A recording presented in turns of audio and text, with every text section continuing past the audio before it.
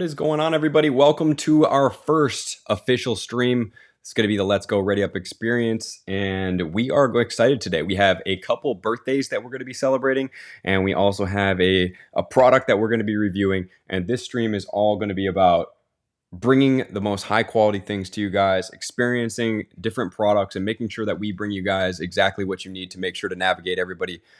We have our co-hosts here. We have Phil that is going to be going on as well. What's going on, Phil? What's up, man? What's going on with you? I'm good, Not man. too much, man. Let's go, dude. Phil is our shoe expert over here. Somewhat. Yeah. So, how's your day, man? It's good, man. I just got home not too long ago. My son, he had baseball practice from like 6 to 8. So. Oh man, does he play all sports? Right now, yeah, just about. Just about. That's crazy. Yeah. Love that. Oh, yeah. Does he have one that he favors one over the other? Right now, it's probably football is his top. Then after that, basketball, soccer, and baseball. Nice. Is that football dad influenced, or is that? Not really. I mean, yeah. I ain't pushing on him. He just he naturally liked it. So yeah. Yeah, no doubt. All right, and then we have our other co-host, which is going to be Scott. Scott, are you ready to get in the call? Oh, I don't know if I'm ready, but I'm here. Always here, but always ready. Yeah, just for everybody, we're a few minutes late. Right in the middle of getting started, right in the middle of the countdown, the entire system crashed. Yeah. And so we're running around trying to send new links to everybody that we invited to join us for our birthday. I'm sure Samuel L. Jackson and Beyonce and everybody that was supposed to join us is probably ticked right now that they couldn't get in. So if they don't show up, guys, it's probably because our system crashed. That's the reason why they didn't show up. Right? So, oh my God. So yeah, I mean, it's a pretty exciting day. How you been doing, Phil? Been good, man. Just been busy with the kids' sports and stuff. But other than that, man, been good. Good. And how about you, Mr. Billy? I know you've been traveling. Yep, everything is good. Officially in Florida, which we'll definitely be touching on that in a little bit in this episode.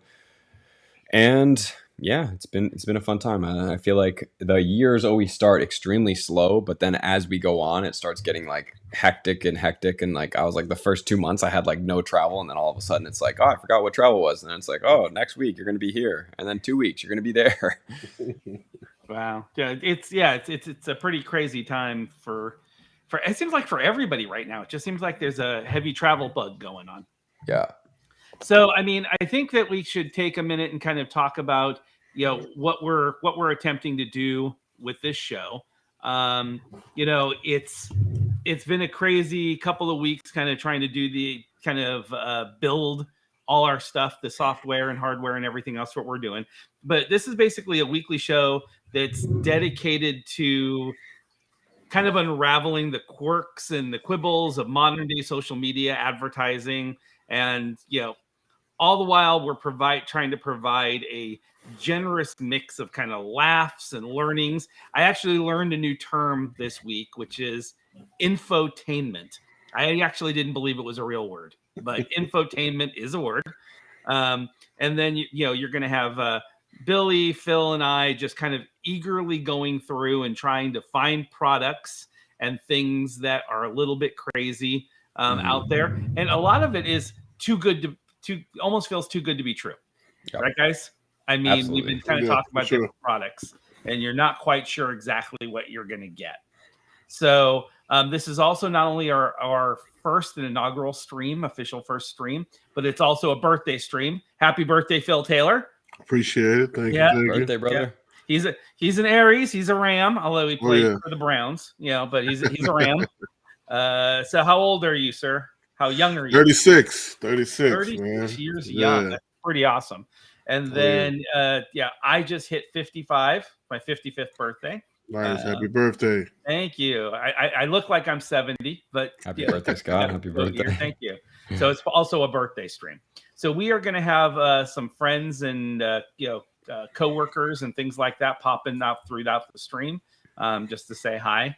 I actually think we have one of them here now. Is that it? producer. We have producer Jeff on here. Oh, there he is, Mr. Greg Delgado. How are you, sir? Doing good. Thank you, guys. So Greg Delgado is a PGA golf player, but on top of that, he is also the co-founder of A Black Box LLC, and he's an engineer and just an amazing all-around guy. Thank you. I did want to say first happy birthday to you, Phil, and big fan, number 98. Was sorry to see you leave the game in 19, and of course to Scott. Obviously, happy birthday there to you as well, buddy. Thank you, sir. Thank you, sir. Appreciate it. You got my Starbucks gift card I sent to you. I haven't used it yet, but I'm sure I will. Playing on the on Pro Tour is a lot of fun. I enjoy it. Golf is not only a hobby but a passion, and for most of the players on tour that play it, it really is. It's a passion. The other stuff that comes along with it is of course fun, like all the free gear, shoes and watches and whatnots with it. But honestly, for me, I think I probably live more and die the excuse that I get to wear goofy clothes. So that kind of works out. But in conjunction with that, I am an engineer, and did design a newest module that is really a game changer in the car market, the Stealth Box. The Stealth Box was created to essentially bring the vehicles of today into a further technological jump. Our vehicles are more what we're deeming as what's called smart mobility, unlimited app access. Now, the device was preloaded with all the different apps that you come to love on your phone, like Netflix, Hulu, Amazon TV, but also, of course, other usable apps like navigation, both freeways and off-road. In addition, the ability to access the Google Play Store and also load any other app that you really want from the device. Now, the good thing about the device is we made it simple to install. You don't have to be an engineer to install it. You have to be an engineer to design it. So very cool. Now, I know that we're going to be Billy's going to be teasing some stuff a little bit later. We'll be showing that product. So we appreciate you jumping on and joining us, and the birthday wishes. Oh, no, it's my pleasure, Absolutely. guys. Thank you so much for having me. All right. Thanks. Thanks, Greg. Appreciate you, man. Thank you, guys. Thank you.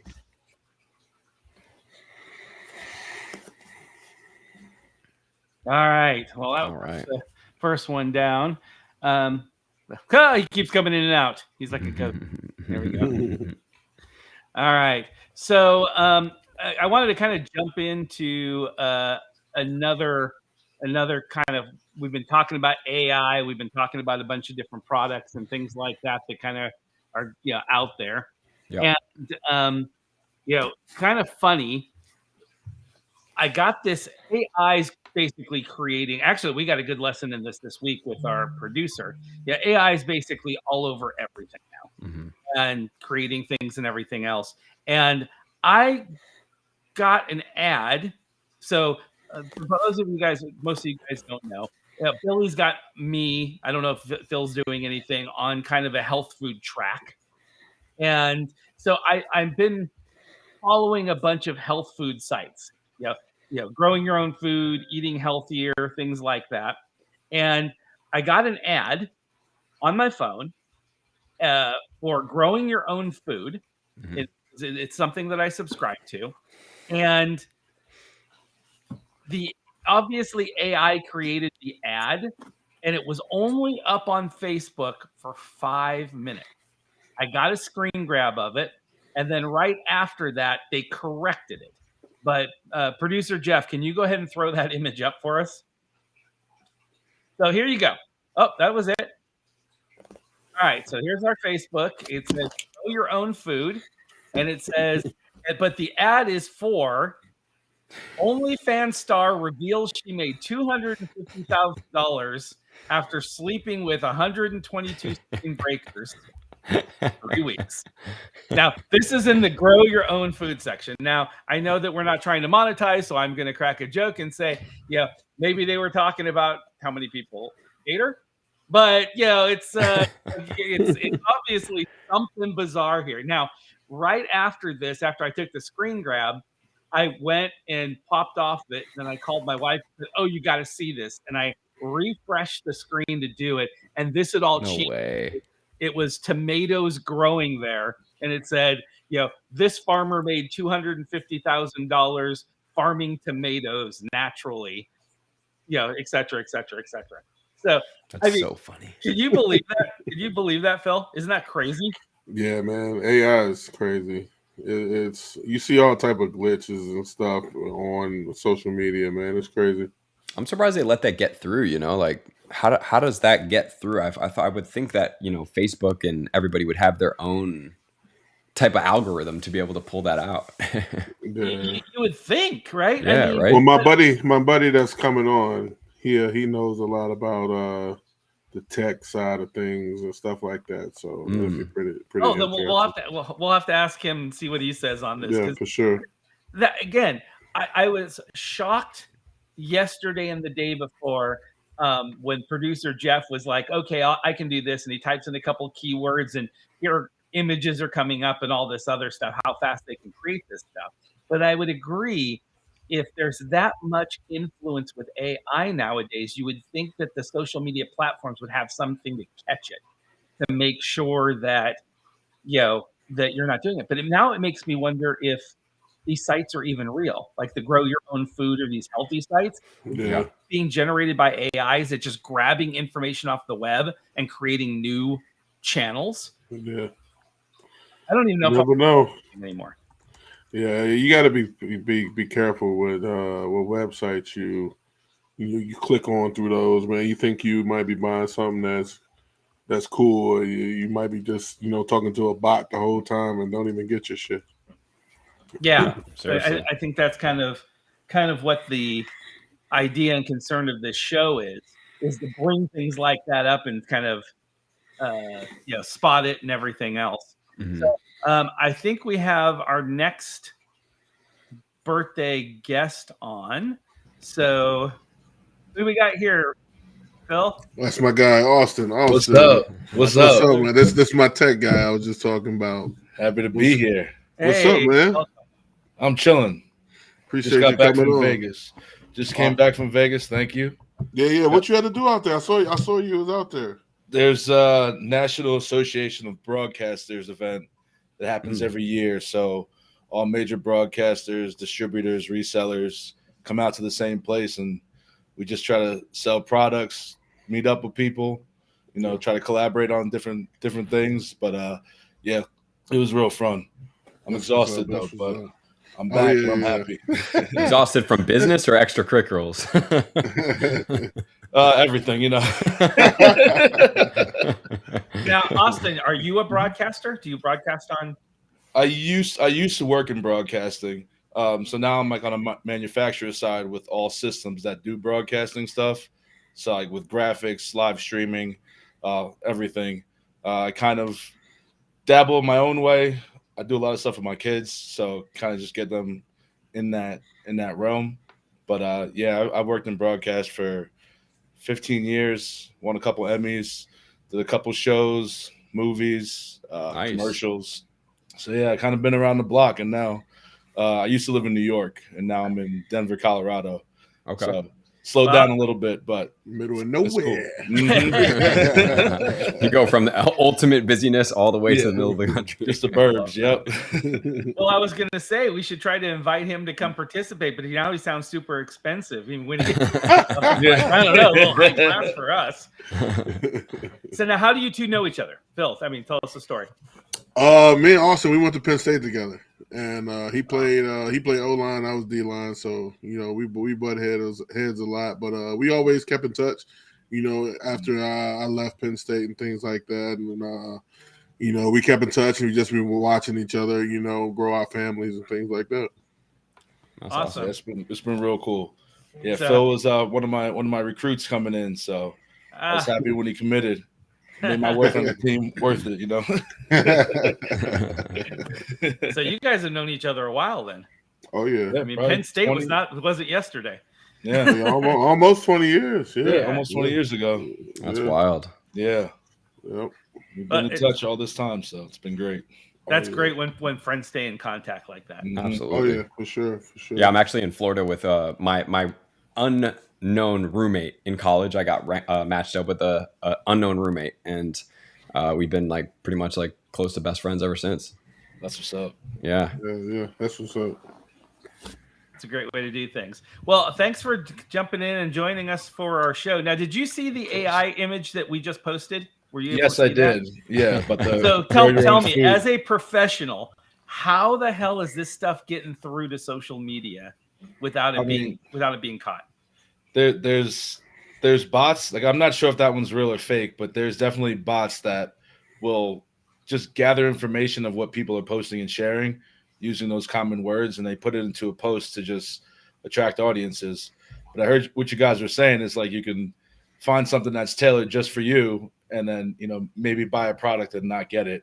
Like, this is things we have to watch out for. But there's a lot of different ways that, like, I'm not that deep into AI yet, but there's a lot of different ways to identify if like they're using certain common words over and over again in posts, like and if it just sounds like really generic, and then obviously if you message the person, then they don't come back with like a true answer. It's like you kind of start to begin. It's like, oh, this could be a bot I'm talking to, not real help. Yeah, I mean, it's just, but it's so interesting because where you come from. I mean, Phil, this was a perfect guess, by the way. Yeah, where the industry you come from, it could govern itself because you would have people would give ads in, they'd go and do the proofing and checking, make sure it's a real company, do all that stuff. So if it showed up on your screen, you knew it was legit, or about as legit as you could get, right? I mean, there's always stuff out there, but in this new world, you don't know it's legit. I mean, it looks so good. Yeah, and it's all generated like by systems that, like, if you want to make up a site, it's like put a beautiful woman in front of food and talk about it being healthy. It's like it just gets attention, that gets clicks. So it's like, it could be real, it could be fake, but there's no real curation process on these things of fitting your platform. So it's always a risk. Yeah, ultimate clickbait. I mean, between that and the TikTok situation where these Chinese companies are grabbing other people's videos, so you do all the work, or you and your kids do all the work, and you post your video, and then they grab it for whatever product you're selling and run it also on theirs, and people are clicking on it, and the sales are going to them because they think they're supporting you. That's interesting. It's called skimming. Yeah, that's horrible. You probably can't even track down who to say, like, take this down. They're all in China. It's literally a Chinese scam that they're having problems with. They said it was $1 billion last year of skimming. Wow. And you can see it because what they'll do is, like, they'll take this right now, and when they rerun it, our names will be backwards because it's a mirror image because they captured it.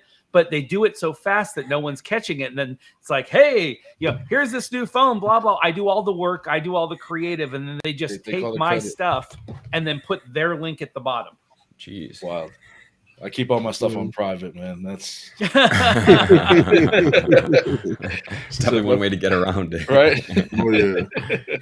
So do you have a minute to hang out for a second there, Absolutely. Austin? Yeah. All right. I want to run this next thing really quickly then, because I'd love to get Austin's professional opinion. So, producer Jeff, can you bring up the video of the person talking about the texts like these, it probably means your data's been leaked. Now, some of you can identify these as scams and delete them, thinking it'll keep you safe. But what you don't realize is that this is just a symptom of a bigger problem. Your data has probably been leaked somewhere and is now being sold on the web. Luckily, I started using Guardio, and now I can see where my username and passwords were leaked from. Not only will Guardio filter out these messages, they will also alert you in real time when a data leak occurs. All you have to do is click below to download Guardio's app. Okay, so that's a commercial. It's been on TikTok, it's been on Instagram, it's been on Facebook. I've seen it lots of times. I've seen it. Now, ironically, after I just watched it this week, I got this text message. Producer Jeff, there it is. Exactly what she was talking about. Now, here's the interesting thing is I had 10,000 rubber ducks that were shipped in from China for this show we're doing. And it grabbed enough information. It says you have a parcel sent from China that is currently being held for customs for clearance due for invalid shipping address. So part of that information is correct. They were, I mean, it didn't say, I've seen these before. It says you've got a UPS package is being held or things like this. They actually knew that I had something being held in customs from China. I mean, don't click that link. Yeah. Well, luckily, yeah, and I didn't. But again, they're saying that not only they're using AI to skim, so they got a data leak so they can get in and skim your emails, and they're using AI to skim or go through and look at all your emails to find keywords that might make you think this is legit. Yeah, I mean, I've gotten a lot of those. Like, I have my personal phone and my work phone, and my work phone gets tons of scam emails. Like, I had one to like contact child services, and I always reply because I'll mess around with them until like a real person like hops in. But it's with the data leak stuff. It's kind of like, keeping your passwords up to date. But it's always going to happen. I feel like it's like those spam calls come in. Yeah. iPhone will sometimes identify them. It's super annoying, and there's probably ways to like turn it down, but it's like I feel like no matter what, it's always going to happen because our names and email addresses and contact info is always out there. But I do think if I did accidentally click a link or I saw my address pop up, I'd probably take it a little further of trying to protect all of my information. But as of right now, it's just those texts with like the UPS ones or like you have a video. They got some Amazon ones too. Yeah, and like it's weird though because when AI is doing it, you kind of figure AI is kind of smart. There's always a misspelling in there, and you would think that like it's always the format of it. It just kind of seems off. So I don't know. I can identify them pretty quickly, but yeah, I feel like people definitely got caught up. Like I had a family member that had a phone call from their bank, and the ID showed their bank number. It's like, we need your account number in order for your account to be closed because it's being hacked. And like, if you get the wrong person on the other side of that, it's like, oh, I'm nervous. I got to give all this information over the phone. But it's like, I think my grandma almost got like that. Somebody called and they had my voice. She said it was my voice. That's scary. And she was saying that I got in an accident or something. Bro, no way, dude. My grandma literally got the same thing. Yeah. Because they scrape the internet for like things like this that are being recorded. If they get 10 minutes of information, they can just say anything they want. I don't know. But I mean, Billy, I'll ask you. I mean, you're of that generation. I mean, like I said, I'm 55, so I'm the next, one, maybe two generations above you. Sure. But it seems like the people that are crying out the most to allow AI to permeate everything is your age and younger. But don't they see? I mean, do you think that we should allow AI to be touching so many different things? I mean, definitely not. No. I mean, Phil Taylor's grandmother got a call that sounded like him. It just seems like that's we're opening ourselves up to so much fraud. Yeah, totally. I mean, like, anything with that type of power in the wrong hands, which, indefinitely, like, our hope is that most people will use it for good, but, that's just our hope, right? So looking at it from a realistic standpoint that like, yeah, some of it is going to be super great. And then at the same time, it's like, we have to be super cautious about it. So for me personally, like, no, I definitely don't think that it should be touching as much as it does. Cause it's just like, it pretty much can do anything. Like, I don't know if you guys have seen, but the new like Instagram, there's like a little like thing you can click on Instagram now that you can like filter and click on parts of the photos and then you can wash them out. I think I talked about it like last week where you can then get change parts of a photo. Like I was at my buddy's house and it was overlooking the ocean out of his house. And he was able to take all the bottom part of the windows and make it into an ocean or a volcano or a car. Like he put a car in his living room, like just with like 2 clicks. And I was like, holy crap, dude. Like back in the day, doing that in Photoshop, that would have took like Hours. hours and hours and hours to be able to generate something like that. And this So- thing literally did it in one click. So let me ask you. So in Iowa, where are you at, Austin? Where do you I'm live? in Denver. You're in Denver. Great state. Mhm. Great state of Denver. Okay, so we got Denver, Ohio, Oregon. I'm in the Midwest. I'm in Iowa. Okay, so Iowa just launched this program where you can get your driver's license digital. It's called the digital ID. So you go on, you apply, all your information pops up on your phone. The airport's now taking it as official. Now, I grew up in a generation, I'm going to deny this. I'm going to say this for entertainment value only. When I was 15, 16 years old, you would go and you'd pay a guy $200 and he'd go and create a fake ID for you, right? They could go and they could pull up birth certificates from someone that passed away, so there weren't the duplicate of it out there. They'd go out there and they'd apply, and then they'd get a copy of your photo, and they'd peel the thing up and put a photo under there. And let me tell you, 80% of the time, I think the bouncers knew it was fake, but they still let you inside. But yeah, you could get a good ID. I mean, a great ID would cost you a couple of grand, but a good ID would cost you $100. Thinking how good AI is now, I can't even believe any state would allow digital ID there, because they can hack anything. It's like how soon is it going to be until I go out there and say I'm Phil Taylor. I got all his data because all his stuff is online, and they just have to replace my photo with his digitally. Yeah. And then everybody's walking around with everybody's fake ID. It just scares the bejesus out of me. Yeah. Totally. Stuff like that definitely is scary.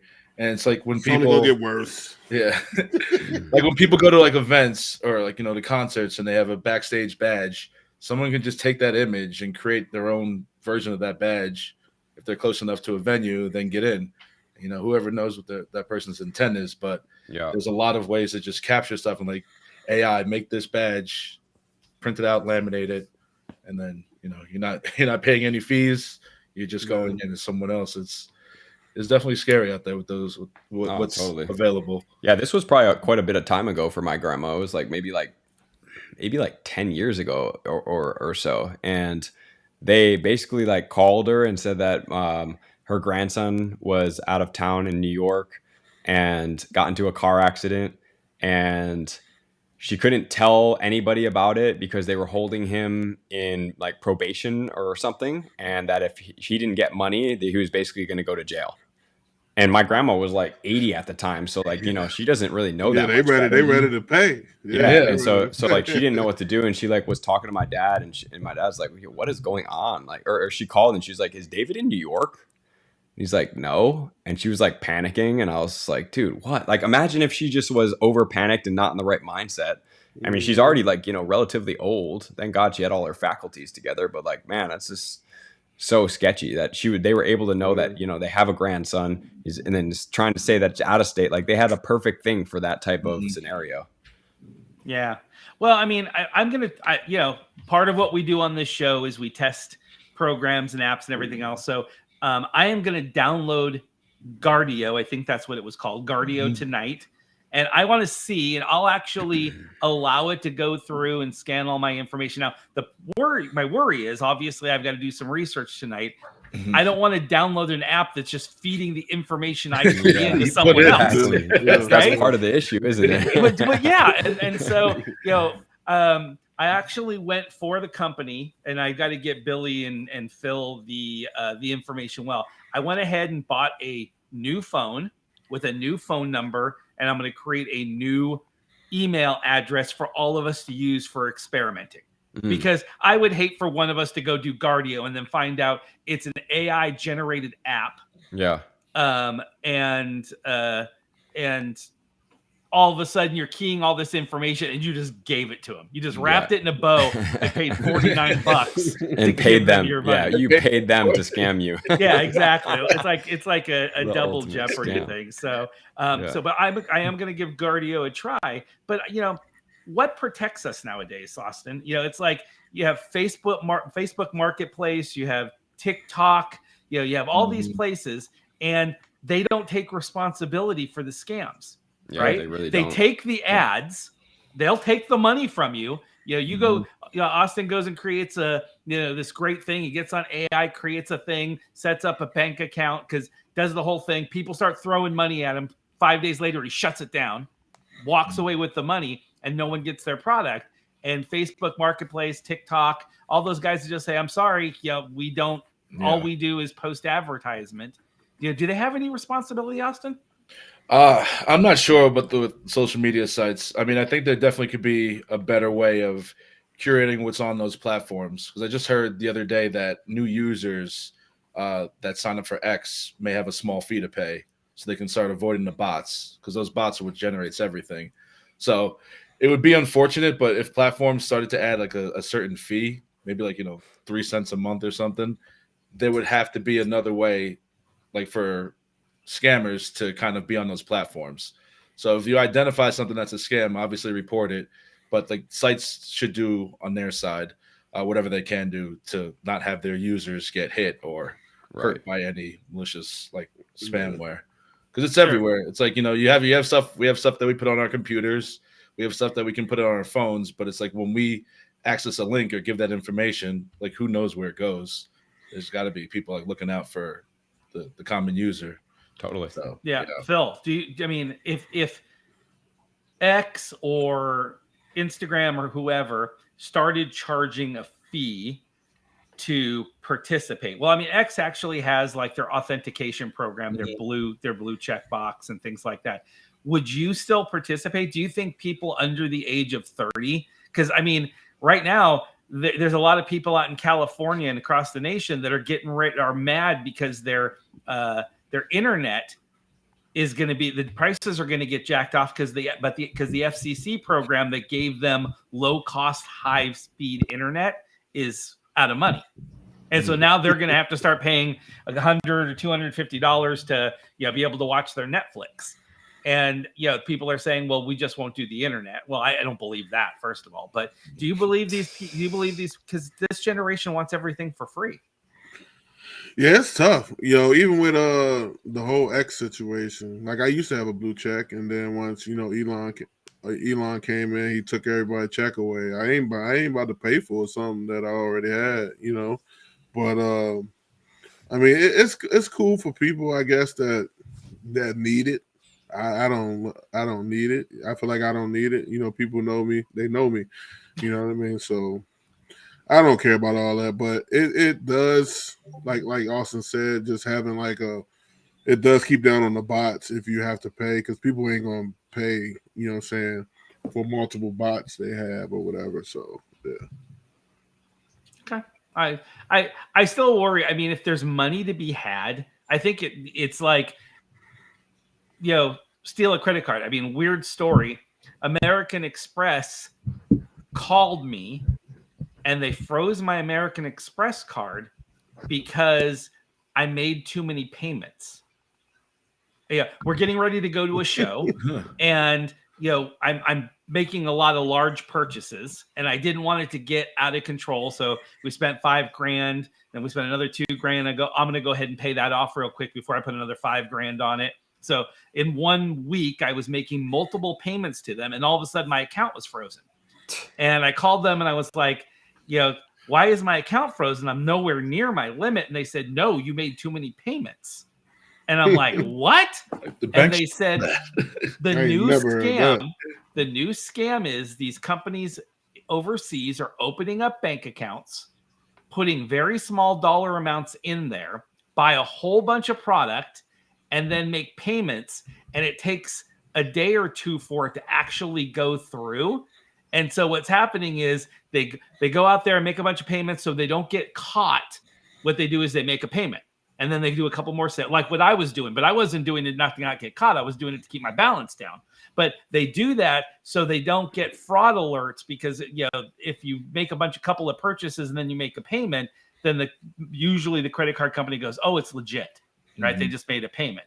But now they're saying that if they see too many payments coming in, they freeze your account until they see the actual payment goes through. Interesting. Because that's what the scam is. They go, they'll 4 or 5 days buy 1 day, run up the bill, next day make a payment. Well, it takes 2 days for that to register. So then as soon as they did that, they get all the the credit limit back up, and so they make a whole bunch of they did it like that, and I was like, wow, that's clever. But now you got to watch what they're buying and what they're paying. Bro, drinking out the old school big boy bottle. That been 64 ounce. That's crazy. Drinking out of the bottle there, Billy boy. Oh yeah. You should have put it over your shoulder and then just kind of. That's the one they put the letter in and throw that bit in the sea. Oh man. So anyway, I think it's interesting. I mean, it's just like every day I wake up and there's just some new scam. I just don't know how fast, if we can get ahead, if and when with AI this big and out of control, Yeah, we're gonna be able to get ahead of it. Yeah. Fonda was talking about scams on Facebook Marketplace. Got 3 scammers all running the same game with a fake Venmo email during the transaction, and sniffed it out and started messaging with them to waste their time. I know that they're out there, but like I've sold a lot of stuff on Facebook Marketplace. I think to get around that, Fonda, the best way to do it is to just literally make sure that when you sell it, just be like, hey, can you give me a review? I'll give you a review back. I'm just trying to get 5 stars. Because if you have somebody with 10, 15, reviews, then it's like, okay, obviously this person's real. Obviously the first transaction is a little challenging, but not always. But I've had a lot. I've sold so much stuff on Facebook Marketplace when I've moved and stuff. Yeah, I think the problem is it hurts the people that are legit. Totally. Right? Yeah. It's but you can't even trust that anymore because we have a company. We have a kind of a Billy and I. One of the products we're going to be introducing here today. Yeah. We had a Chinese company hijack our information and our model, and within a couple of days put up a website. Most of it was static. It actually didn't work, but they grabbed the product information, grabbed everything, and they even had fake reviews up there, instantly. I mean, it was like I would actually pull it up right now, but I don't want to. How can you fight that though? You see it's blatant that they stole it. Well, how can you fight that though? You can't. You can't. That's the reason why so much of this is coming out of China right now. And I don't mean, just so you guys know, this isn't Asian bashing or China bashing. We do a lot of business in China, and I've been doing it for 30 years.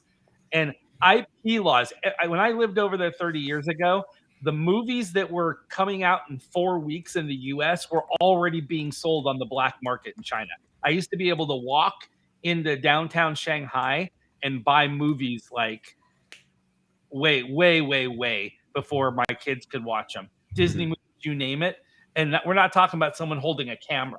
Yeah. Get printed over there. So what was happening was they would actually just burn them and they would write on the thing. And IP laws are completely ridiculous. You can't do anything. It's a sad part. Tons. Yeah, it's kind of similar, like with like designer stuff and whatnot. I remember like my ex-girlfriend from high school, however many years ago that was.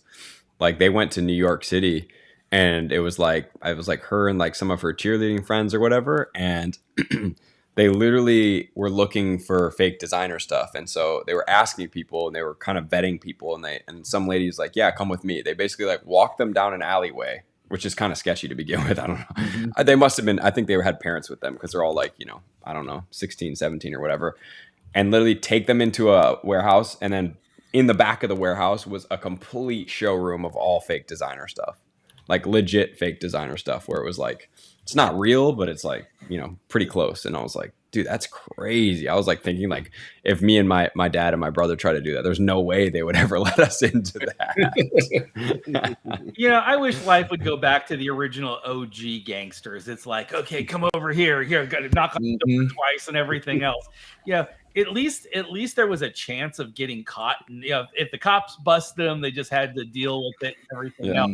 It just feels like there is no way to catch these guys and there's no repercussions. You shut them down, and within 30 minutes, they've got another on the same thing up. Yeah, seriously. I mean, I work hard for my money. I'm sure you guys do too. It sucks when you sit there and you think about the people who don't have the money to spend, right? Yeah. It's like, It's a major setback. Mhm. It's like you can go through your bank and go through that whole process, but like in the meantime, what are you supposed to do? Yeah. It's Yeah, like and, and the banks don't help you. The banks don't want to help you. The credit card companies, because it's like you made the thing. You might get some back if you're Mhm. really lucky, but most of the time, it's buyer beware. It's Yep.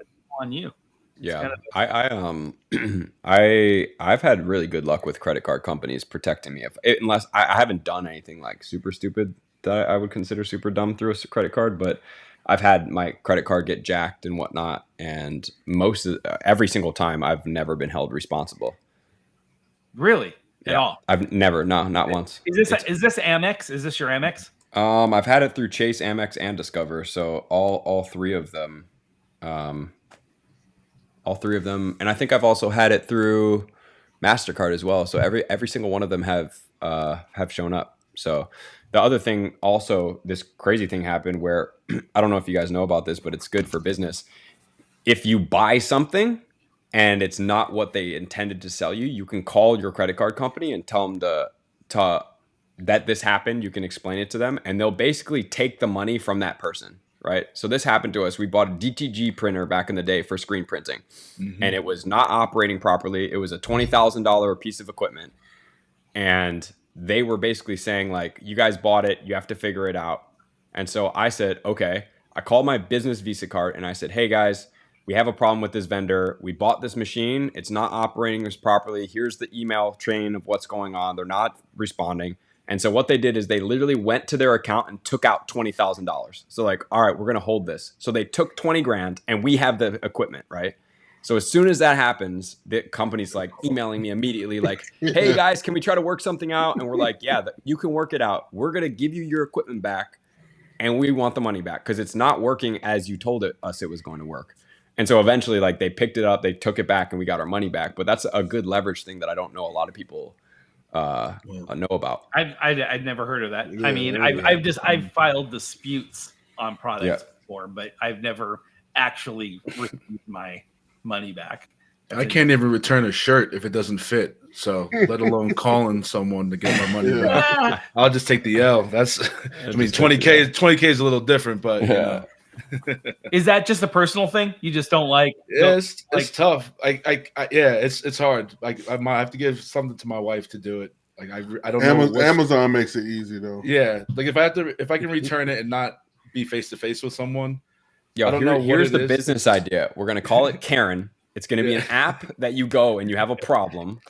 And Karens are going to apply for this app, and it's a $5 a month service. And anytime you have something that's going on, Karen's going to call for you, and she's going to get it done. AI could do that too, though. So, yeah, that's AI legit. My mom, dude. My mom's name is actually Karen, and she does get everything done that you need to get done. I would always joke around that they're on the other line, like, yeah, we're not going to do this. And just like after 10 minutes, like, okay, just anything to get you off the phone. What do you need? $50. All right, we'll send you 100. Please don't call back. So just so you know, AI just skimmed and heard what your plan was, and it's now uploaded, and it's actually an app on the internet. They've already created it. That's awesome. That's a good idea. Well, I mean, that was a long conversation about. I mean, I think that one of the things every single show, there's no lack of scams out there. I think you need to expose them. I mean, seeing all the scams that people are talking about, product scams are bad. Yeah, because I feel like they get your credit card information because you put your credit card in there. Mm-hmm. They send you garbage, right? It's just, and then half the time when I've gone over there, by the time I go back and try to do customer service or do whatever, the sites are already closed down. The phone numbers are off. Yeah. They've taken the money and they've run. So, yeah, kind of a sad situation. But I guess it's rough out there. And I think, if you think about the younger generation, all these creators that are trying to make money, they're getting sucked into these scams too. They're either shelling bad product, for the promise of making money. And the problem what TikTok's dealing with is a lot of these companies that have affiliate programs, these people are selling the product, they're getting crappy product because it's all fake. And then they're not paying these guys who have made all the money for them. Right. So it's like there was a TikToker, I think it was a TikToker that last week was on a news show, and he was saying that the estimate was he was supposed to receive about $67,000 in affiliate dollars because he took up these two products from the same company. And now he was a fairly good size TikToker, 500,000, 600,000 followers. So he promoted this product, got a whole bunch of people to buy it. Dang. And then thought he was going to collect his check. And then people were complaining to him that they weren't getting their product. No way. And so what was the product?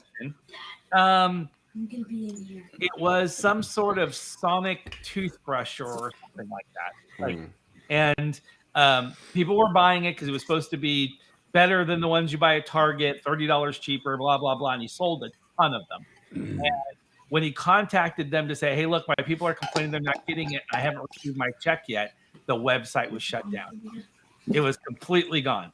Wild. That sucks. I always vet my I always vet like brand deals and stuff.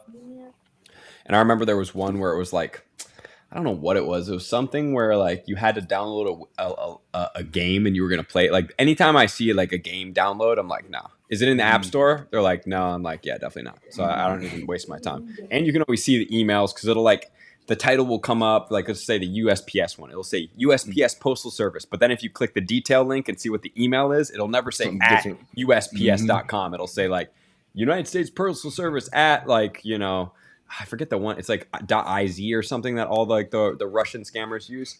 I'm like, come on, guys. Like, you're not even that good at this. Like, it's obvious. But one of my friends that was a YouTuber actually downloaded the game, took the brand deal. They hacked his entire YouTube channel. They took his channel over because they were watching. It was basically like a watch your desktop, right? So they could take control of the desktop, got his password, hacked his YouTube channel, and then changed it all into crypto and created a fake YouTube channel with everything of his on it.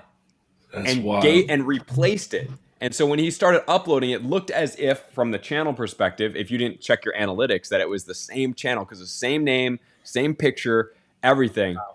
Just didn't have it. And it took him like a couple days, and like it took him a good amount of time to be able to reclaim his channel, which he did and was able to. But like immediately they were like live streaming like a crypto event, and he had like 130,000 followers, and I was like, bro. He's like, my channel got hacked, and I was like, I didn't really get hacked. I mean, you kind of gave it to him and didn't vet it enough, but like, dude, it was super sad, man. I was so bummed for him just because, like, how much hard work it goes to create something like that, and he was doing really well, man. He had good numbers, and that just totally killed it.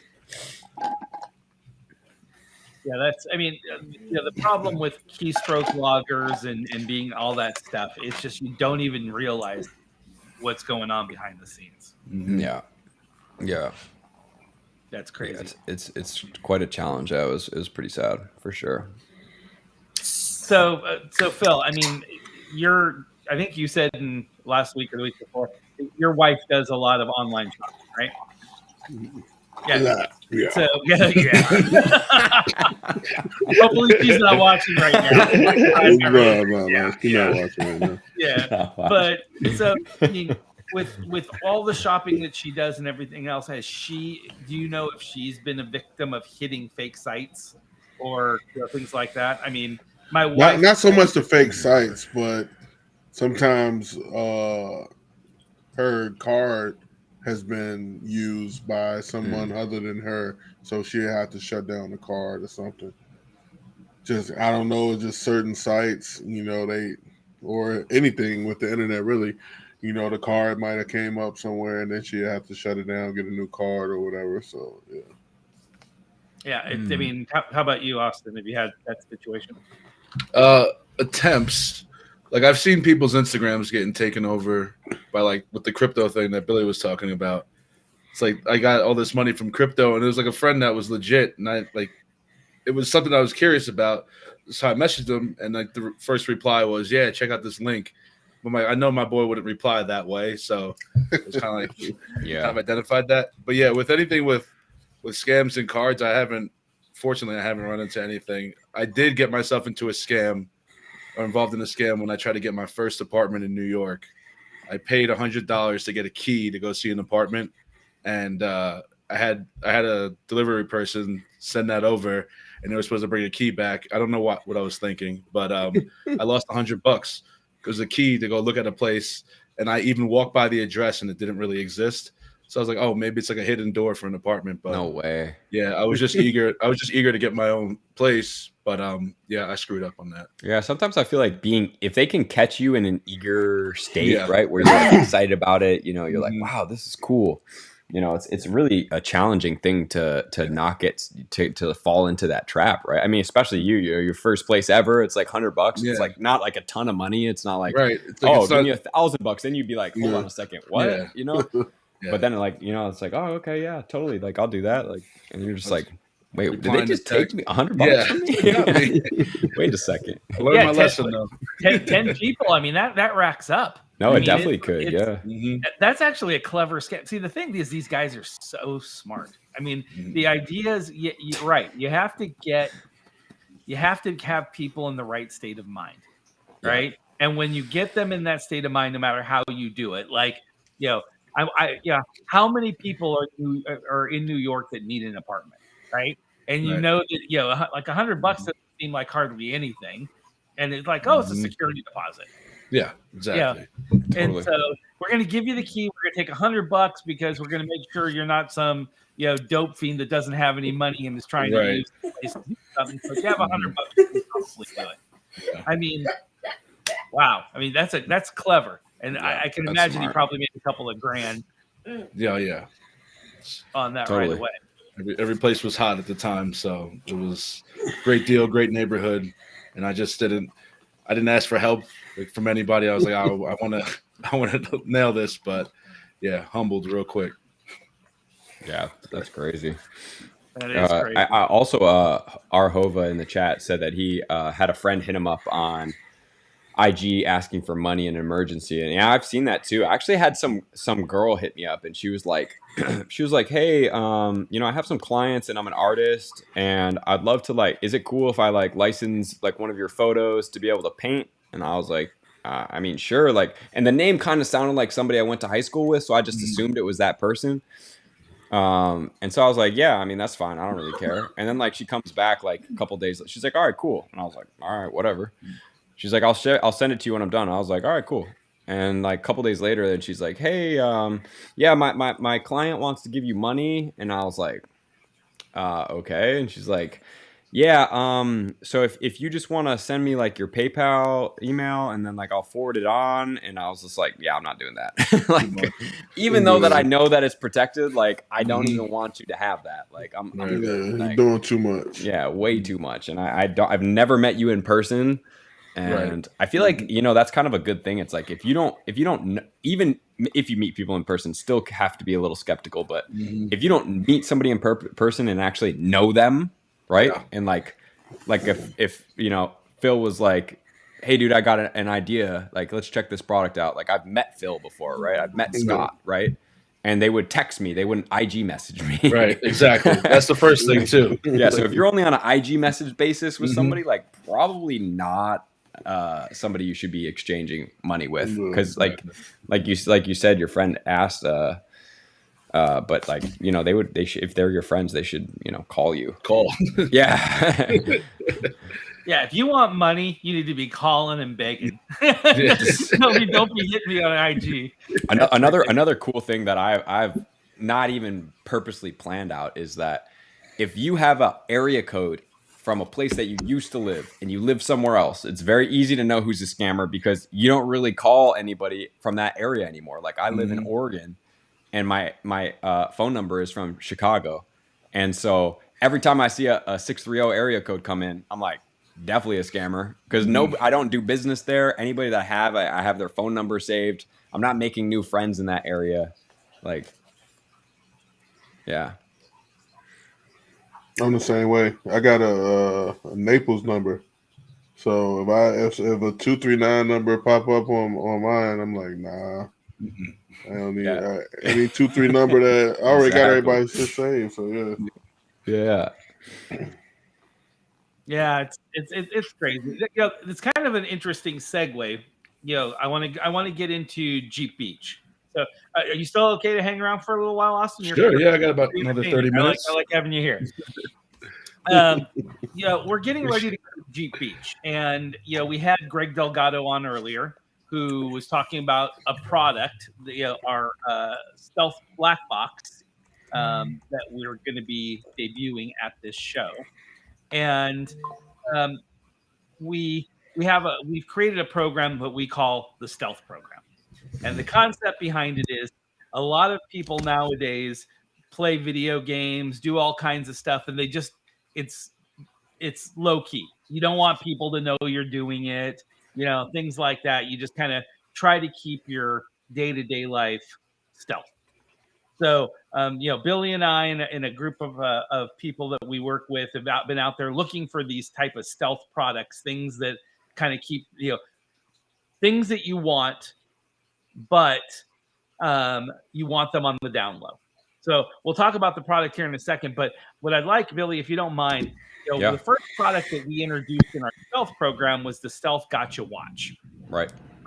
Now, it wasn't supposed to be our first introduction product. It just happened to evolve very quickly. Totally. And we went straight to market and did it out there. But we were kind of accused very briefly about being scammers Right. because it happened. Why don't you kind of give an overview of what happened and where we are?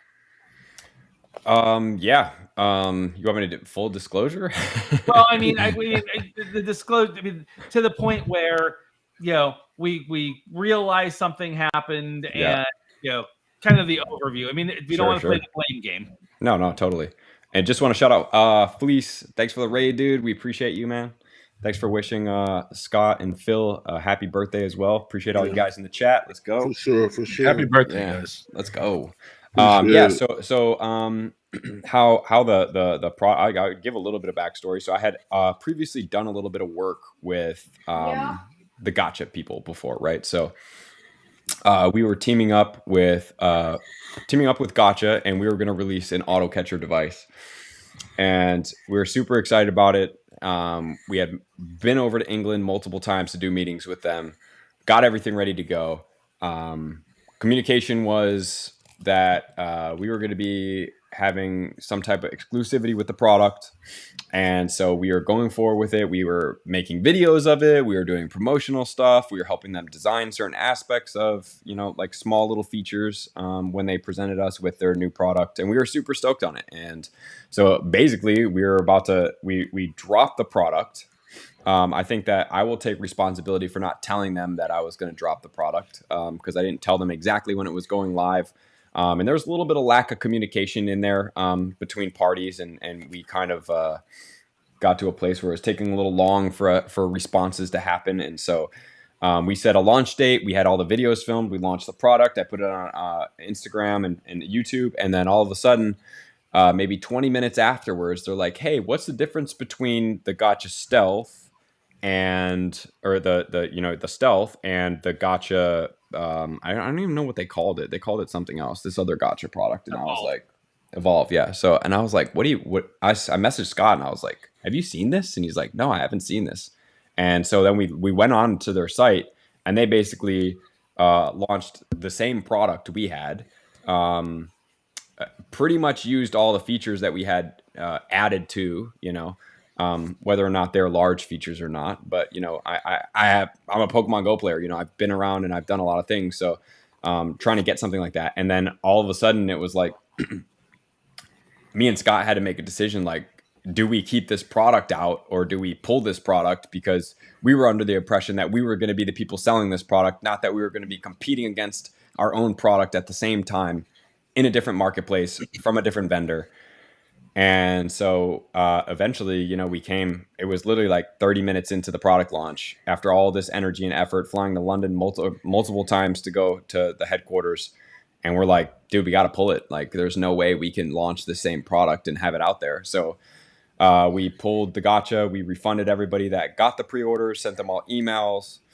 And then basically sitting in a place where we're like, guys, in order for now the product to be differentiated, we need to have different features on that product, because it doesn't make sense for us to have the same product as you when that's not what we were understood between us. And sent them that, and since have not heard back. So as of right now, the Gotcha Stealth is officially suspended in action until further notice. And just to kind of clarify, I mean, we went down, we flew back and met with them. They had their side, we had ours. It was a misunderstanding. We Totally. we'll both take the blame for things. We thought we had an exclusive. They had their verbiage is a little bit different than ours, so they didn't think we had an exclusive. And at the end of the day, there were other features that we wanted to get added that they just couldn't give us a timeline for, and we didn't want to put out an inferior product. So I mean, this is actually it. Whoops. We actually had, this is the box. We actually physically had the product. So they were made, they were there, they were ready. And then we found, then unfortunately, things got kaboom. But we're moving forward with what we're coming up with and what we're doing. It's a good lesson learned, right? You need to make sure that everybody understands exactly what's there. You met Greg Delgado earlier. He's hands-on the entire way for this next product. And like I said, we're going to be introducing in Jeep Beach. But before we launched the product, we wanted to make sure we came out there and we made sure we had a second to go ahead and say, okay, look, this wasn't a scam. Physical product was made. Yep. With the situation we had, we just didn't think it made sense to continue on with that process if we couldn't get either. It was kind of like, like a previous relationship or something, right? It's like, you feel like it's there, but it's like you're just not communicating properly, and it's like people are dropping the ball. It's like, I asked you this, you didn't, like, we didn't hear the response, or they asked us something, we didn't respond properly, and it's like it just wasn't gelling, right? And sometimes, as big of a vision as that might be, it might be the ultimate relationship, the ultimate product. Like, if it doesn't fundamentally feel right, like, I think just trusting your gut and going that way is always the best way to do it. And I think that's something that we definitely learned, because me and Scott were really forcing ourselves outside of our comfort zones in multiple scenarios where we just didn't feel on the same page, I think. Is how I would describe it. So we have Alexa that's going to pop in here in a minute. We're going to give us a few minutes, producer Jeff, before we throw Alexa in the mix too, because I think she's a good segue. Alexa will be joining us at Jeep Beach. So what we're going to be doing is, have you guys? Phil's kind of heard a little bit about it, but the Jeep Beach event, which is in Daytona, Florida, has about 300,000 participants, 55,000 Jeeps. All at the Daytona Raceway over a week, primarily 2 days, a Friday and a Saturday. But this year they're actually in the track, in the pit. We get to take our Jeeps and do laps on the Daytona Raceway. The obstacle course is in the middle. It's a crazy time. Anything you can think about putting on a Jeep will be at this event. It's crazy. It's really cool. And the product that we're going to be introducing, and we'll talk about it here a little bit after we talk to Alexa, we think is a pretty revolutionary product. It's not just for Jeeps and off-road vehicles, but covers a whole bunch of vehicles. But we're actually going to make a Pokemon Go tease here at the end of it to talk about it, because what we were able to do with the device is pretty revolutionary to Pokemon Go as well. But let's go ahead. And again, Austin, you can just go ahead and hang here because we can bring Alexa in too. Alexa, why don't you come on? Producer Jeff. There she is. What up? It's Alexa. How are you, young lady? I'm good. How are you? Happy birthday, boys. Appreciate it. Thank you. So how's your streaming going today? You got your people watching, your peeps watching right now? Yep. Some of them are here. Hi, guys. So Alexa is a fairly new content creator. She joined the group, and she was a part-time content creator working a part-time job and trying to do her content creation. And since then, she has come on. She's gone full-time, working with us and doing her own thing. And you're going to be coming. What are you going to be doing at GP? I'm the girl on the street. That's my job. That kind of sounded bad. So, I mean, rephrase that a little bit. So, tell us what you're going to be doing. I'm going to be the one exploring Jeep Beach and the booths for the vendors and kind of showing you guys what we're doing and where we are. Right, because we will be doing for over the 2 days, the Friday and the Saturday, we'll be streaming 8 hours a day from our booth, showing the product, having vendors come over and talk to Billy. Billy will be hosting that show himself. Gonna see if he can handle being on camera for 8 hours straight. And during the intermissions, as we swap up vendors, Alexa will be going over all that acreage and going out and being cut to live and showing different things, different Jeeps, different products, and even like the obstacle courses and things like that on the stream. So you pretty excited about that, Alexa? You going to Florida for a couple of days? Yeah, I plan on getting very tan. You look like you could probably use it. Looks a little pale there. And then she's from the Northwest, so I don't know if they get much sun in where she's at. Just teasing. So Alexa, why don't you kind of give us an overview as a new content creator and someone that's going out there? What do you think about I don't know if you were listening in earlier and everything else about the scams and the things that come up. I see your people were pretty active in the chat talking about things like that. How do you think, what can you do to help protect your viewers? I think you've got to be very picky about what you promote. And not just take any offer that you get, because you do get a lot of offers and it's kind of flattering, especially as a smaller creator, like, oh my gosh, like someone wants to work with me, or, oh, like I can make money doing this, but you kind of got to like pull back and do your research, because a lot of it is too good to be true. If it sounds too good to be true, it probably is what I've learned. Okay. And now you've been going full time for about a month and a half now. Right? How have you felt like your progress has been going? Good. It's fun. I like that I have more time to commit to a lot of certain things.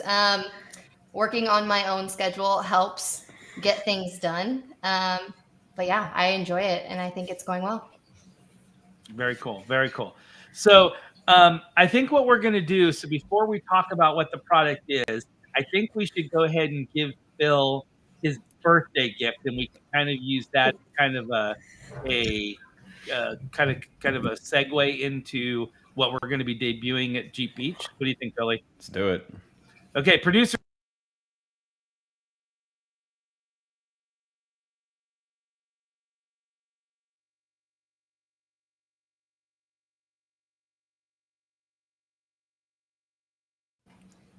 Okay, so what that is the device that we're going to be debuting at Jeep Beach Week. We actually had a custom one done for you, Phil. That's awesome, man. Appreciate that. Yeah. And and part of what our job is, Alexa, Billy, mine, is we find these products and we bring them out and we work with the manufacturer, and then we link the manufacturer up through our company to the content creator. What we do is, because right now what's happening on the market is the Facebooks and everybody else will make most of the money, right? The companies come to them, and then what they do is they sell advertising, and you don't even know what you're seeing really on your page. And the companies don't want to deal directly with the content creators like Alexa or a Billy or, I'm not a content creator, or someone like me, because they don't know what you're going to say, right?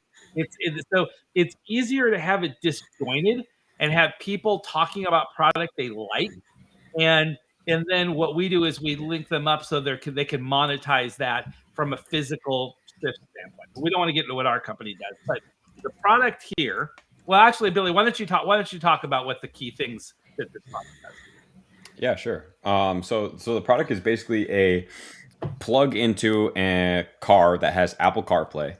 And if you guys have Apple CarPlay or used it, you know that you're very limited to the amount of apps that you have on there, right? You can't play videos. I think there's only like 30 to 50 apps that you can actually are approved to be able to download. And most of the time they're muted down, watered down versions of what they have, right? Which isn't that fun. You know, it's kind of cool. You have this pretty sick screen up on your car and you barely can do anything. Well, what this device does is it uses AI technology to be able to connect through Apple CarPlay. And then you basically have an Android phone that will play and do anything that you want it to do. It can download any app. You can play anything. You can watch YouTube, Twitch. You can multitask. You can have two windows. You can drag the different windows. You know, if you were trying to do maps on one side, watch a YouTube video on the other side, you can do that. It's a super, super cool device. And also you could do like YouTube, Twitch, and then you could have a picture in picture and then have another thing going at the same time. So the device is super cool. And so it has capability to either connect for internet, right? You can either get its own data SIM chip so it can fully function as itself, or you can just hotspot it from your phone. Not only that, it has like its own complete GPS chip in it. So if you're ever like off-roading, like in a Jeep, and you lose cell phone signal, you still will be able to use its maps to be able to get you wherever it needs to be. So you know, the device is really, really cool, and pretty much does anything that you want it to do. So yeah, I mean, I guess what, you know, the interesting thing is, for about 10, 15 years now, you've had screens in your car. Right. But everybody still, and you guys, I'm sure you guys all have them. Everybody's got a phone holder in their car, because while you have this very expensive screen on your car, you still have to have your phone to operate everything else. If you want to open an app, you want to do whatever you want to do, you do it on your phone, because that screen is completely worthless. What can you do? You can run Spotify, you can run Google Maps, you can just do this very small number of things. And there's a legal reason for that. None of the car companies wanted to allow you to put apps on your physical car screen because it would be distracting, and they didn't want the liability. Mm-hmm. So they actually make it worse for you, because what you're doing is, while you have this big screen to look at, which would be less distracting, you have to try to screw with your phone while you're driving in a holder to actually use your apps. Yep. So what most people don't know is by 2025, end of 2026, there is a new law being passed that will allow the car companies will allow you to put apps on your car. But in the first 2 years, it's only going to be on the highest trim packages. So you buy a $200,000 or $100,000 car, you'll be able to do it. But that's the way they always is, right? You guys, I'm sure everybody's remembered when they went from cassette players to CD players to whatever. It's always the highest end car that gets it first, and it's trickle down, right? Yeah. Mm-hmm. So that's what's going to happen. Well, Greg Delgado and his company and everything else who does OEM products for car companies was able to work on the technology ahead of time. And that little box that you saw there, which is easily magnetized and put somewhere inside your car, will allow you to leave your phone aside or use your phone for something else and have all your apps on your screen now. You know, if you want to open your garage, you want whatever you do on your phone, you will now be able to do on your car screen. Mm-hmm. Oh, that's dope. Yeah. I like that. Helps. So and we're hoping that we wanted to make sure, Phil, you got one so you can take a look at it and play with it. We'd love to get your opinion. Now, there's other things out there. I've already seen people make a couple comments. They go, oh, but there's things out there like the Magic Box that already plays movies. Yes, that's 100% true.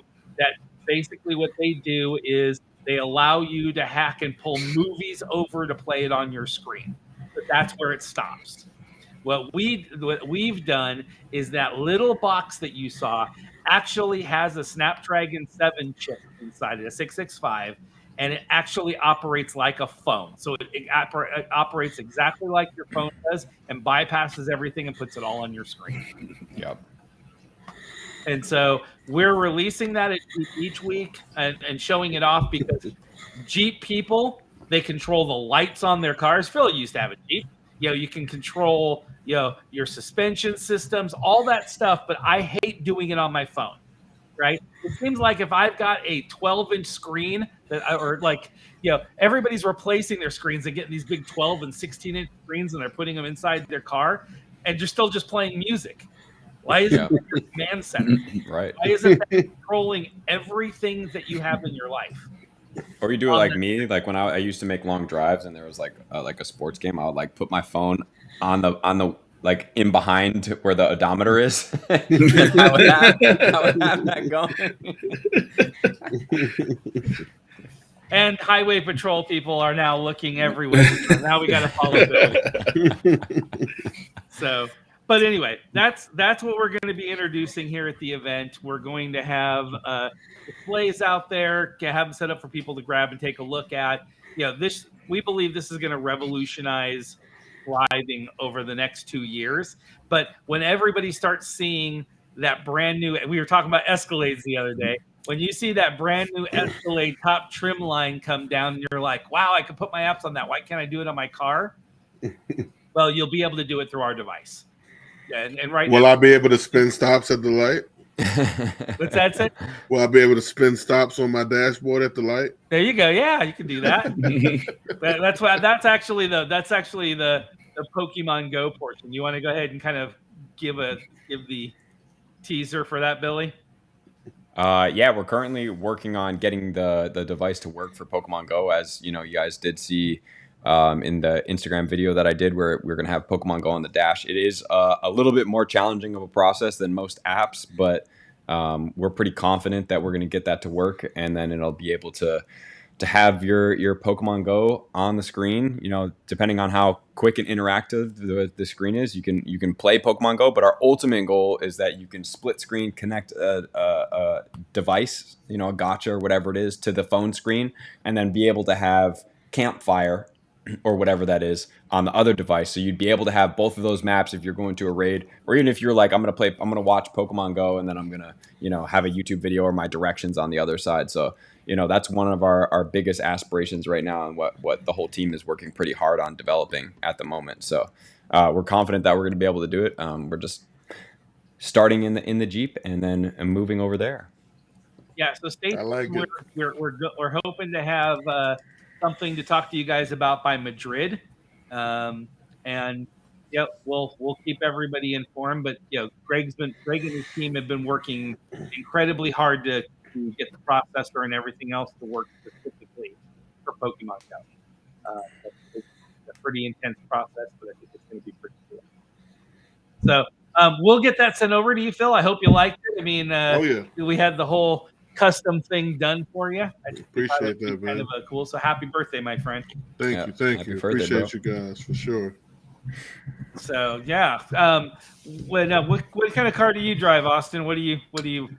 I am in a Honda Pilot, so I haven't driven the car for however long, 15 years when I was in the city. So I was always using public transportation, but we moved out here. We test drove a couple cars, and the Pilot, just price-wise, we got 2 kids, captain seats in the back, and it was just a good choice. So we got that for now, and then we'll see if we change in a couple of years. But So do you have CarPlay in the vehicle? Yes. Yeah. Nice. And does it have screens in the back? Yeah, we have one screen in the back, and I have the adapter to play stuff. But there's a DVD player, so whenever the kids are watching something, I do that. But that's cool, because this device also can have an HDMI output, and you can run it to a monitor as well and be able to play apps and stuff to that monitor as well. You might even put a system back there. Then so someone take the wheel. I got when you guys turning 16 here? Yeah. For real. Very cool.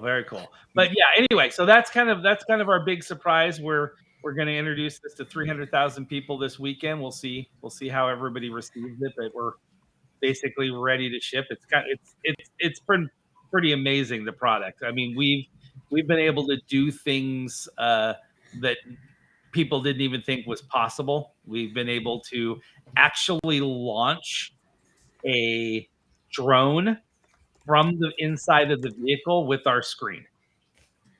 Oh wow. Okay. Yeah, so I mean, it's been very cool. Well, Austin, it looks like you said you got to get ready to drop here, buddy. Yeah, man. Yeah, That's not a problem. Hey, we appreciate you staying on so long with us. I appreciate you having me. This is fun. For sure. Yeah, it's been a pleasure, man. Thank you. Yeah. All right. Well, we'll let you go. Thank you again. All right. Thank you for joining our first stream, and you're welcome anytime if you ever get a chance. Thank you. And please All do. right. Cool. I'll see you guys. Happy birthday, Scott. And Phil already texted you, so I'll see you guys. All right. Take care, Austin. Bye. All right. He's a good guy, Phil. Yeah, I mean, great guy. Oh yeah, he's a Contact cat with guy, him so I so had to show him the cat. Is he a cat guy? Nice. Yeah, for sure. Let's go. Yeah. All right. Well, so Phil, let me ask you a And question. I got this little sleepy baby on the floor. Wow, look at that. Oh my god, that guy is unreal. We're gonna have to do something with animals in one of the episodes. Dude, Yeah, definitely, man. definitely. Yeah, that itself is $1 billion business, and the animal stuff gets scammed as much as everything else. Totally. We ordered a dog ramp that supposedly stays flat, and then when the dog walks on it, it lifts up. And it does that so it's just not taking up a ton of space all the time. And it was this $150. Yeah. And what we got a box in the mail, and I was all excited and opened it up, and it was cardboard. Yeah. It was like a cardboard ramp. I mean, it was pretty thick, but it was like, I was like, this looks nothing like it. And it was like, and again, but this company wasn't out of China, so I'll stop harping on China. This company was out of Russia. It was a Russian company. When we went to do the research to go ahead and contact customer service, it was a Russian company, and it was just at least they shipped us something. Totally. Probably cost them like $7 to ship that cardboard. And I was literally talking to Andy, who I'm staying with out here, and I was just telling him that a lot of I used to be a massive Amazoner, but Amazon, one of the reasons why we're here is seems to have gone downhill in the quality of consistency of products, right? So they'll have an image that looks amazing, and that image doesn't turn out to be the product. So for me personally, especially if I'm buying, like a mic or a camera or whatever that is, I've been making sure to go to BH audio video or photo video, and then Best Buy, or I go straight to the websites. I used to not be like that, but now it's like I want to make sure that regardless of what I'm buying, I want to make sure that the product is the product, right? And I want to make sure that I know that I'm getting a quality product. And that's just kind of how, I've seen the marketplace. And a lot of places have caught up to we need to offer free shipping, right? That's got to be a thing, or discounted shipping. And I think a lot of places are kind of just either cutting profits or, just trying to make sure that happens. So yeah, dude, Phil, exactly. A lot of third-party sellers, and there's so many programs, which I'm sure eventually we'll get into on the show, where it's like, hey, you can be an Amazon millionaire by a month, and it's like, all right, dude, yeah, Temu. Oh, you got a mic from Temu that's legit. I actually got a cat tree that looked pretty legit, and it was not legit. 2 cat trees. I got one, and it was it looked like all wood, and it's literally pressed plyboard. And it, from the packaging, getting shipped from wherever it got shipped from, all the corners were basically crumbling. And then the other one, I was a full floor to ceiling thing. And I was like, oh, this is cool. My cats will climb it. And it wouldn't even stay in the ceiling. So they're jumping on the bottom level, and there's 4 levels or whatever it was. And the thing's rocking back and forth, and they're just sitting on it. And I'm just like, oh my God. Yeah, I mean, I don't want to come down everything that gets sold on Amazon or no, not at all. Garbage nowadays, and even Temu. One out of every 5 products is real. Because a lot of stuff, everything that you buy in the stores probably comes out of Hong Kong, Taiwan, China, and so a lot of the stuff they're just basically knocking it off and selling it. So it's it's decent product. Yeah. But I do think that the new social media platforms have made it too easy to not even put any effort in. Right? It's you can put anything in a box and just send it. And it's garbage, and you don't have any recourse. which is kind of going to lead us into the final segue, Ooh. which is, Bill, you kind of challenged us. You talked about a product that you've been wanting to try for a long time. Tell us what that was. The ear wax remover. Earwax remover. Can we show them the product? Yeah, now? please go ahead. Let's bring it up there. I ain't even bringing it out. I ain't even taking out the box yet. But this is the product we got here, and yeah, I mean, we're gonna see if it works. It looks legit, you know. The packaging looks good, and it look a little sleek. So yeah, hopefully it got some battery in it. Got a bottle of water to fill it up. So we'll see. Yeah, and we're gonna try it tonight. We're gonna do a live demo here in about Let's go. 5-10 minutes, where we're gonna, all three of us are gonna squirt water in our ear and see what we feel. Now, I have to say, we talked about this 2 weeks ago, and I went online and I found one. Now, I paid $20 more than I think Billy and Phil did, because when I bought it, there was no sale. Mm. And then we discussed it, and I said, "Hey, look, I got it. I tried it. It's pretty legit. I liked it." And I said, "We should all get it and try it on air." And I went online to get these guys the link, and I was like, "It's $20 cheaper. What the hell?" I went back to Amazon and said, "Hey, it's $20 cheaper. Can I get it back?" And I was past the 15-day return. And they said, "No, you have to." So I paid a little bit more money for it. But again, this is one of those products where I ordered one before this first, and I got it, and it didn't look anywhere near as nice as this one. And I mean, it was garbage. It was all plastic.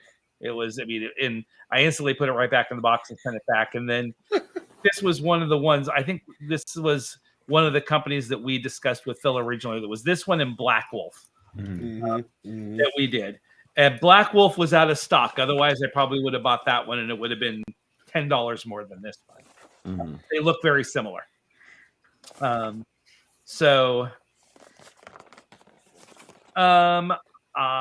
can Don't use fuck. on that. Chat's going crazy right now. Huh? I said the chat's going crazy right now. Sparkling or tap water. And then Phil said, "Don't use vodka." Don't use vodka. Yeah, I don't even want to know what each person's putting in their ear, but yeah. Personal preference. All right, so Phil's unboxing. All right, well, if you're going to unbox, Phil, let's do it on air. Let's see what you got. All right, let's see what we got here. You guys can see a little bit. I'm going to grab my box here. I'm so nervous for you guys. Not too bad, you know. Standard, you know, plastic packaging. This little thing. Now, I'm going to, I think, buy these as Christmas presents. There's some people out farmed on, No, things like these are that, awesome I think Christmas need to presents, get though. their ears cleaned out so they can hear better. Like a when I'm little talking. holder.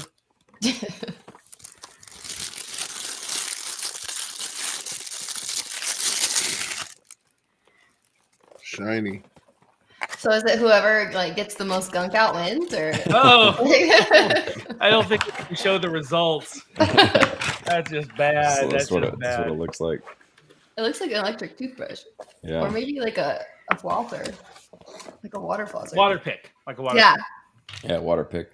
I think it's got like, I don't know why you would need a handle for it, but I thought that was the most bizarre thing too. It's like, like, you're dude, gonna this walk thing's around huge. with it At least around. they give you a full battery, though. yeah, You know it definitely gave. Actually, I will tell you, Billy. When I used it the first time, I used it in the shower because they say use it in the shower so it's easy to handle the water. Yeah. And I almost dropped it twice. I didn't Okay. put the handle on. It's a rough. Oh, that Does it makes say it's sense. waterproof? Yeah, it does. Yeah, it's waterproof. It says waterproof, right? Yeah. It's waterproof, and waterproof. It is. I was trying to find the charger earlier because I did open it, but the charger is like in this like sealed off. Yeah, it is well sealed. And then you put the water in. I think you like twist this and Yep. pull this Yeah, off. Wait, how much I'm was locked. it? I'm locked and loaded. It was like $45. You're locked and loaded. Phil's ready to go, man. All right, so then it comes with it looks like 5 replacement. Oh, it comes with this. So that's probably like if you're in the shower, you put the little. Yeah. Yeah, that's what we were talking about. I was literally saying that was bizarre, and then Scott explained that, and I was like, okay, well that makes sense then. Yeah. Especially because it looks like it would be pretty slippery when it's wet. Says John Bon Jovi. Is that a lyric or something? Like, I don't get it, but that's all right. Phil, did you get that one? Yeah, that's why I need to look up. Yeah. So, I mean, it's interesting. It does kind of look like a water pick. I mean, I don't after I clean my ears, I'd want to clean my teeth with it. But, Could you? No, the pressure is not that hard. It's a gentle. It has 3 speeds.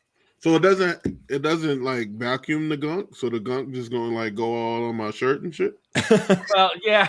You need a towel, bro. I mean, you need a towel, but you mean, or let me go get bring a little. You're supposed to do it Go over get the the towel. Do you know what a neti pot is? Yeah. Yeah. Okay. Yeah. So it's kind of like a neti pot for the ear. Mm. You basically go in there and it pushes warm water in, and you're not shoving it in. You're leaving it there. Water comes out and just you turn your hair to the side, put it in, do it, and then let the warm water release. What about room temp water?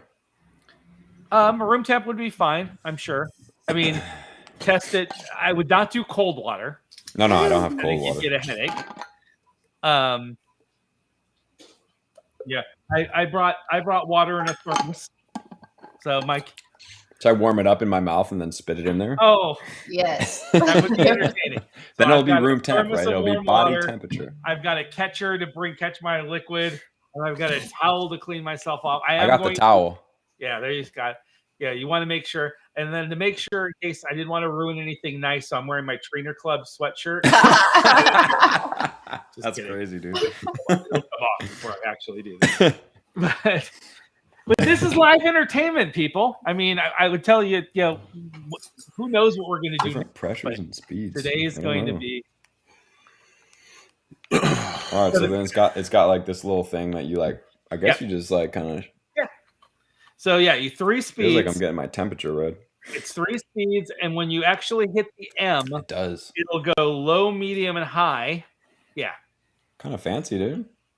And if when you click it the first time, it goes low, so that's putting low pressure into your thing, and then medium and high. And so you can just, depending on how much you want to do, and then. How long do you do it for? What's recommended? I don't know if it has a recommendation. Oh shit! Oh, he's going for it. Water in there? Yeah, that shit. Well, there's your reaction. Let's bring it away. That shit like a water gun. Did you have it on high or did you have it on low? I don't know what the hell. It was on the first one. That shit. At the splash part. Did you? Well, I loved his reaction. That's too good, man. All right. Well, Billy, why don't you give it a try? You can go next. All right, I got to put my water in there. Hold on. That's entertainment. Make sure it's sealed. Make sure it's sealed. I'm gonna put my vodka in there. Hang on, hold on. Moonshine. Macho Man, it has 3 speeds. Does it say how often? Like once a week? Twice a day? It doesn't say. No, so definitely not twice a day. I don't know if you can handle it twice a day. I wonder if you can mix saline solution in it with it.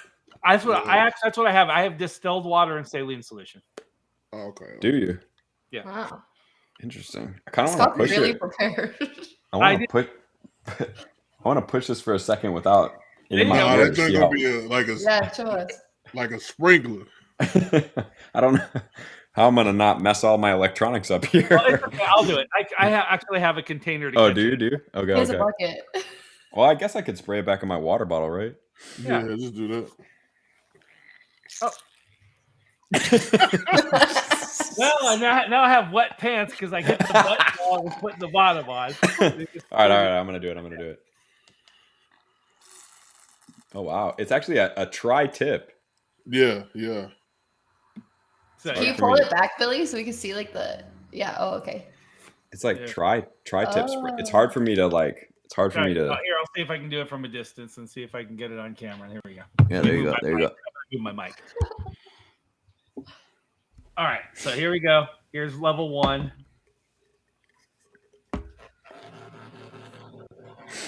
Yeah, it's kind of cool, honestly. Level 2. Level 3. That's like a freaking gun going off. I feel like it ain't changed that much. That put a lot of water in there. Yeah, it actually it seems like it would drain pretty fast because I got a lot of water off that. Wait, so how's it supposed to come out of your ear? Do you like not put it all the way in? I think you just I feel like you gotta refill that shit while you're in the shower. Or do you like dump it? Oh yeah. I think it's like a neti pot. You know how you have you find the angle that it drains your ear the best. I think. Yeah. All right, I'm gonna pull off my Trainer Club shirt because I hate to ruin this thing. Really good. Hold on a second. I want to see the instructions though. Yes, let's read those. It's probably important. I don't know. Don't use if you've undergone ear surgery. Only use warm water to remove earwax, close to body temperature, 98 degrees Fahrenheit. Do not use cold or hot. Saline or sterile water is not required. It is normal to feel loud sounds and pressure while using, but if you experience any pain, stop immediately. The device is waterproof, can use in the shower. All right, that's pretty much all. Let's see this here. All right, did you go, Bill? I didn't yet, no. I was just checking. You going? I'm going to go. Fill water tank. Lift arm. With my mic on. Button, gently insert. Set pressure. All right. Now, this is the first time I've done it with I feel like if you don't do it in the shower, you got to have like a towel or something because the water's going to be... Yeah, it already looked like I didn't worked out during the stream. Now, the interesting thing about this is so this is Chinese engineering because you can't turn it off. You have to go through the modes. I guess you could just hold the power off, though. No, you hold the power and then cut off. Oh, hold the power. I didn't even think about that. Okay. Yeah. Just go to maximum speed. Yeah, he's like... just like up through the whole thing. It was like, okay, that's really powerful. All right, check the temperature. Ooh, the water's a little hot. Okay. Oh, this is the cup. This catches the water. You put this under, I guess. Is that what that is? I looked on the little thing. Is that what it is? Nah, there's felt on the bottom of it, so it can't be for that, right? Yeah. No, look on here. It's like a holder. Yeah, I read the instructions. Yeah, it's a holder. It just says to lift arm. See, under your ear. Look at that cup. Oh, he's sure right. Look at him. Oh snap, dude! Why does it have felt in it though? It's got those angles. Why? I don't know. Oh yeah, there you go. Oh, look at that. Okay, Nice. That's cool. Whole new thing there, buddy. Phil, dude, look at that big brain you got there, dude. That's crazy. Big brain play right there. That is a big brain play. Ear cup. Ear cup. It says use in shower or place ear basin below ear to capture the draining water. Basin is not needed if in shower. After cleaning, tilt your head towards your ear to drain excess water from the ear. Gently pull on your earlobe to allow water to flow more smoothly out of the ear. Dry your ears with a towel. I don't know. It can't.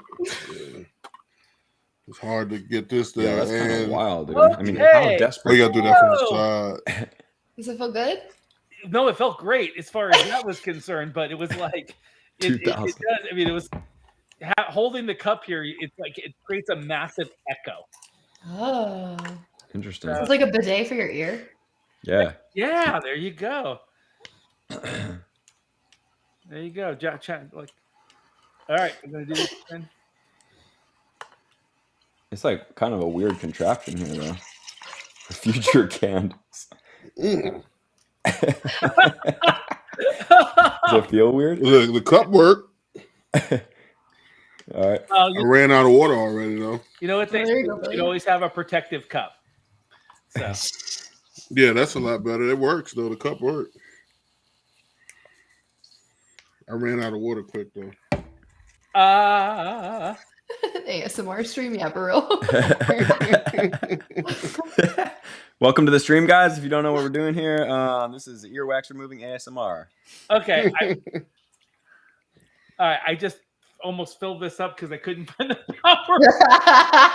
Yeah, it actually it shoots a lot of water really fast. You know, it's like you would have to. Even at the lowest level. Yeah, it really does. Now they say to pull your earlobe. Yeah, I tried to get the loose one. I don't think it was in there. Do you have any floaters? Black Wolf, what up? So yeah, the next one we'll make sure that we do ASMR as part of this. So, anything good? I'll tell you what. I would do this. I would do this all day long. Did either one of you guys have warm water? I mean, that's the reason why I did it. I found no. I need to warm. I just been using lukewarm water. Yeah, mine's like room temp, but room temp water is probably still like what 75 max. Yeah, probably.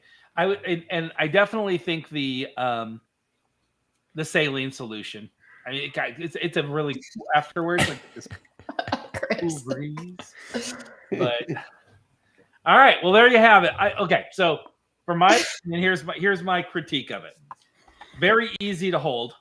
I mean, I think it was very clever whoever created this to create an ear cup. I am a little disturbed that it does have felt at the bottom because I don't understand that my one. Ear is now being trapped in the felt. Yeah, that's weird. That's why I saw it and I was like, oh, it's just a holder. Yeah, unless that. Oh, actually, you know something? But they gave you some more, so I think you can. Guess you can cut yourself some more. Why do you need felt though in that? It's like a piece of rubber. It's like a rubber. But again, I don't know if I'd want that at the bottom. I don't know exactly how you clean that to get all the germs out of there. I know some people that's got some pretty nasty ears. I don't know if I'd want collecting that, and then having that, bacteria building up there. Okay, ear cup, clever. I think they think is you have the ear cup and then maybe it's a holder too, but that just seems kind of well. I have so much. You know that this is a quick water fill. You pull this down and it'll like open the whole canister. So if you have water in it, don't do that. Yeah, good call. Also, like if you're in the shower, you're in the shower, you can like tip it back and just quick pull it, and then you can rain fill catch. it up and rainwater, yikes. The rain, clean your ears while you're going out there. I like the triple stream. For those who didn't get to see it, let me see if I can get the angle again. What's up, Chris? See, I drained most of my water, so there's not. There we go. Got a little bit there. You guys can see that. Yeah. Yeah, it comes out like the top of a triangle. It seems like a little bit. Yeah, it definitely covered the entire inside of the ear. I'd give it a thumbs up. I would say it worked. I mean, it penetrated pretty deep with that water pulse. I mean, it definitely felt like someone was having. Yeah, exactly. Felt like I was getting full penetration. Pretty easy to use. I appreciate that my teammates here told me that I could hit the power button to turn it off, so I wasn't hemorrhaging my brain with super level power. But that would travel pretty easy too. I mean, that's relatively small. I mean, if you really enjoyed this, you could the ponytail going. It's a David Beckham ponytail. Yeah, you're David Beckham. There was this meme back in the day where it was like all the guys when they had like the really slick back hair and the little ponytail, and then it was like the only thing I see is this, and it was just like the top of a garbage bag. Where you tie where it's like, you just twist the little end and you tie up the end of the really full garbage bag.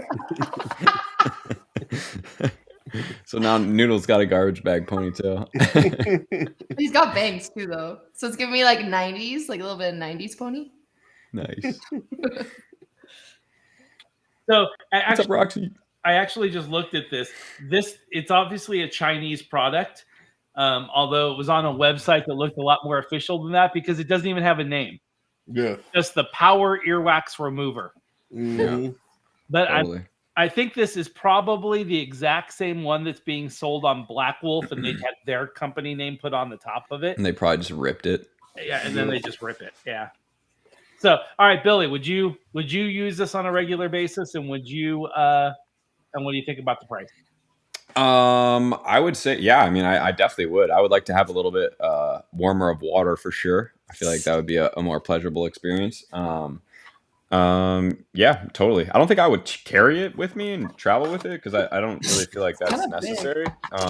Yeah. But I would definitely carry it. The only downside is like this thing looks sweet, but man, is it really? I've been trying this whole time to get this like freaking string in the hole, and I just can't do it, dude. I just can't get the string to go through. I don't know if I'm tripping or what, but I would give this it. little top piece right here. Yeah, because like in you there. would need. I think you need like some type of like thing that you could like hook it and then pull it through, but it's like it's really hard. Use a safety pin.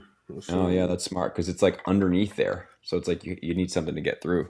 Yeah, I like Fonda's like skimmers are gonna skim. That's right, man. We're gonna. I got it. I might actually buy the one from Black Wolf and have just they're not that expensive, and then we can compare the two. I'm anxious to see how long this lasts. So if you're using it, yeah, what they recommend a few times a week. Yeah, see again, it's knockoff. It seems like knockoff paperwork. It doesn't gives you warnings, tells you do not put water over 98 degrees in there. That seems like a pretty common sense thing. If you're going to put scalding water in there, you probably deserve what you get. The directions aren't that bad though. They're not that bad. Okay, how do I choose the pressure? How do I check the battery? What's the difference between the pin, the nozzles? That's all you get. Wow. No, maybe it's something that they can't recommend the use of it based on like, I don't know. I wonder if they got different nozzles. Like you get a 5. You get the little nozzle tips. The one that's on there's a 3, and you get. I love this. What is this? Yeah, 5. The box. Yeah, it was just. Oh, I think what it's supposed to represent, Billy, is in your box you get the 4 items below it. Yeah. Wow. By the time this is going to be we're going to be like archaeologists. We're going to be trying to decipher the hieroglyphs. Product. All right. So same question to you, Phil. So what did you think? Do you think it's it did its job? I like it. I think like Billy said, a little bit warmer water, help out. But because we both just full rocked out to the normal water. Yeah. But it's already big. I think they could have cut some of this. Yeah, I agree with that. The top half to make more room for water. You know what I mean?